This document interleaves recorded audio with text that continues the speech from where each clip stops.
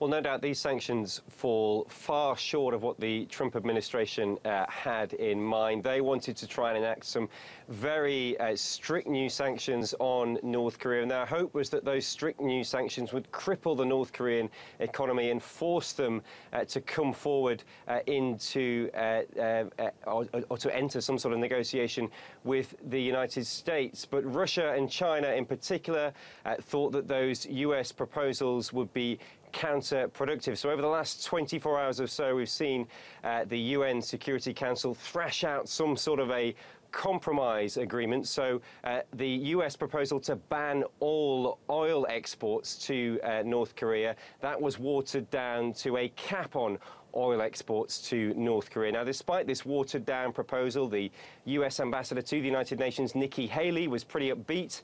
She said that this new resolution demonstrated international unity against the regime in Pyongyang. So I think there is some broad happiness that a resolution was agreed when, as recently as 24 hours ago, it looked quite unlikely.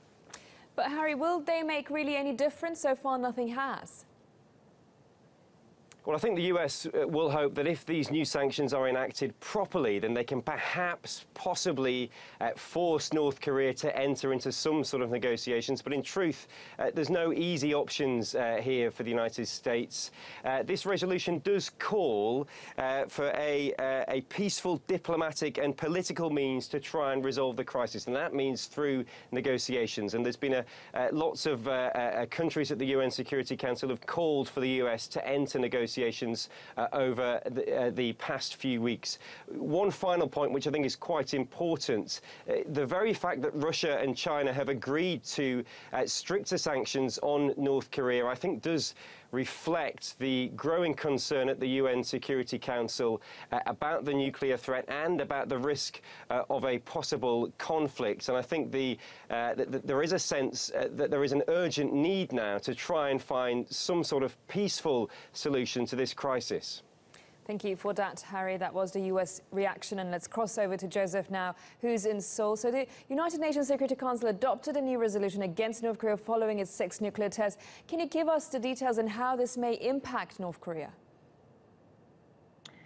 Yes, well, many people have already stated that these new resolutions are a lot more watered down than people had initially predicted they would be, especially because many people thought that there would be an oil embargo as well as blacklisting North Korean leader Kim Jong-un. However, that didn't seem to be the case. They targeted and banned the country's textiles as well as put a cap on crude oil trade. Now, this is largely because many people believe that the United States had to appease North Korea's allies, China and Russia, especially because they've voiced their concerns that more pressure and sanctions would actually do more harm than be a benefit to making sure that tensions on the Korean Peninsula goes down. However, Russia and China seems to be on board with these new sanctions, especially because they've been weakened.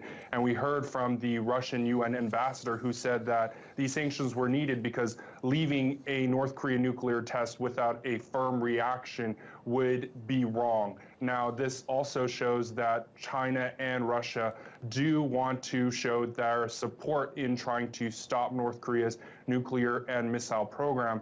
But if we do look at the impact, there's still going to be an impact on the local economy of North Korea's people, especially because we've heard from reports inside North Korea where gas prices in anticipation of these sanctions have already gone up, and some shops have even closed shop. But in terms of whether or not it can impact the progress that North Korea has made on its weapons program, many experts are saying that it won't help and that North Korea will continue to pursue its nuclear weapons.